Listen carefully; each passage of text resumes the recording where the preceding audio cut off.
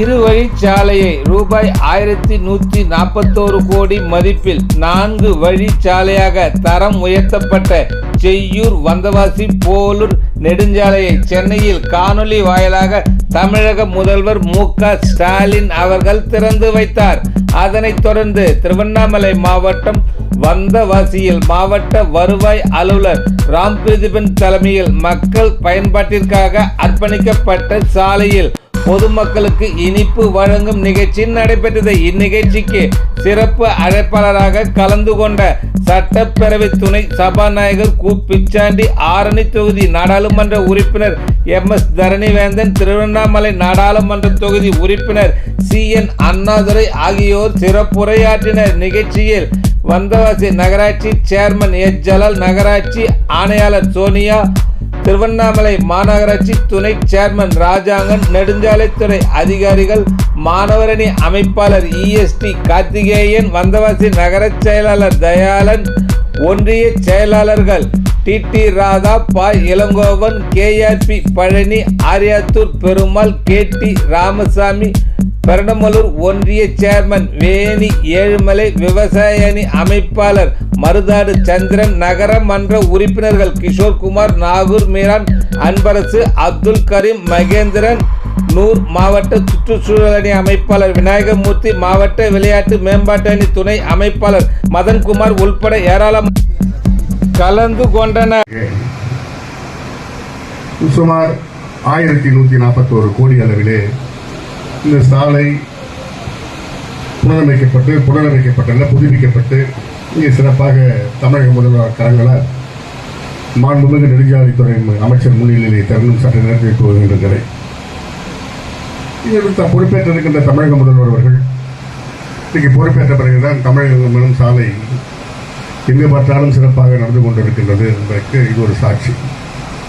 எங்கெல்லாம் சாலையில் நன்றாக இருந்தால்தான் அங்கே கம்பெனிகள் வரும், பொருளாதாரம் உயரும் என்ற நிலையில்தான் இன்று பார்த்தீங்கன்னா நாங்கள் பல வாய்ப்புகள் கிடைக்கும் போது நாங்கள் பீகாரை சென்றிருக்கும் போது, ஒரிசா சென்றிருக்கும் போது எல்லாம் அதெல்லாம் இன்னும் சாலைகளே இல்லை என்பதை குறிப்பிடக்கிறது.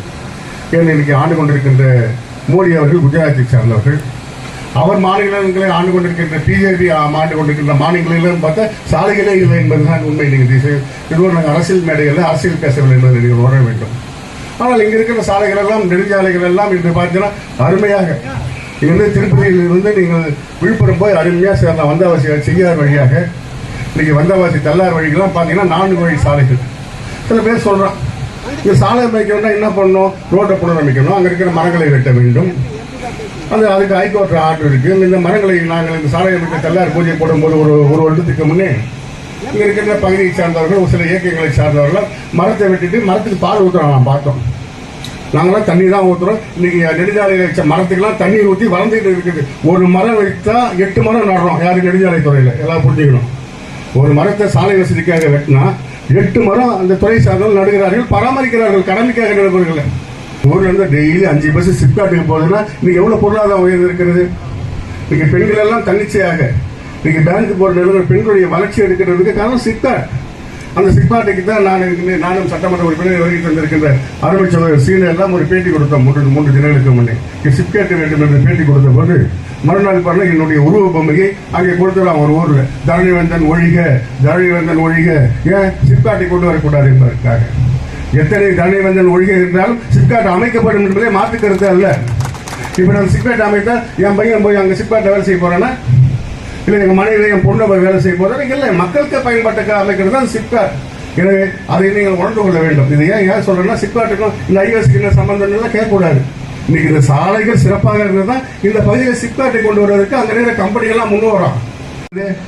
இந்தியாவிலே இருக்கின்ற நம்பர் முதலமைச்சராக தமிழ்நாட்டு முதலமைச்சராக தளபதி தான் இருக்கிறார். இந்திய பத்திரிகை சொல்கிறது, இந்திய துறை சொல்கிறது. பாத்தீங்கன்னா இன்னைக்கு பாராளுமன்ற தேர்தலுக்கு பின்னால பாத்தீங்கன்னா இன்னைக்கு தலைவருடைய திமுகவின் வாக்கு சதவீதம் 5 கூடி இருக்கிறது என்று சொல்லுகிறார்கள் என்றால் இந்த ஆட்சிக்கு பெருமை இல்லையா?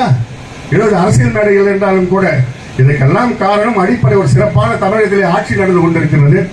அந்த வகையிலே தான் இந்த சாலைகள் எல்லாம் மிக பிரமாதமாக, மிக அருமையாக இன்று எங்க பார்த்தாலும் இன்றைக்கு தார் சாலைகள் 4 வழி சாலைகள் அமைந்திருக்கிறது என்றால் தமிழக முதல்வர் சிறப்பான முதல்வராக மாண்புமிகு நெடுஞ்சாலைத்துறை அமைச்சர் அதுக்கு உறுதுணையாக இந்த தமிழகத்தை நடத்தி கொண்டிருக்கிறார்கள்.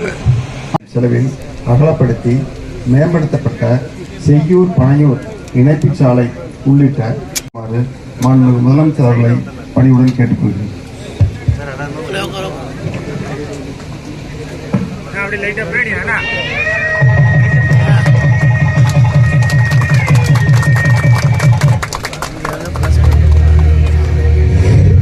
நெடுஞ்சாலைகள் மற்றும் சிறு துறைமுகங்கள் துறையினால் ஆசிய வளர்ச்சி வங்கி நிதி உதவியுடன் செங்கல்பட்டு மற்றும் திருவண்ணாமலை மாவட்டங்களில் 1141 கோடியே 23 லட்சம் ரூபாய் திட்ட மதிப்பீட்டில் 10 மீட்டர் அகல இருவழி சாலையாக தரம் உயர்த்தப்பட்ட செய்யூர் பனையூர் இணைப்பு சாலை உட்பட 109 கிலோமீட்டர் நீள செய்யூர் வந்தவாசி போலூர் சாலை மாண்புமிகு தமிழ்நாடு முதலமைச்சர் அவர்களால் இன்று திறந்து வைக்கப்படுகிறது.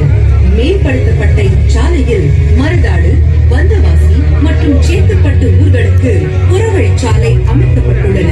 செங்கல்பட்டு மற்றும் திருவண்ணாமலை மாவட்டங்களில் உள்ள 67க்கும் மேற்பட்ட கிராமங்களுக்கு இத்திட்டத்தின் மூலம் விவசாய விளைபொருட்களை எடுத்துச் செல்லவும் இப்பகுதியின் தொழில் வளர்ச்சிக்கும் அருகில் உள்ள நகர்ப்புறங்களில் அமைந்துள்ள பள்ளிகள், கல்லூரிகள் மற்றும் மருத்துவமனைகளுக்கு பொதுமக்கள் எளிதாக செல்லவும்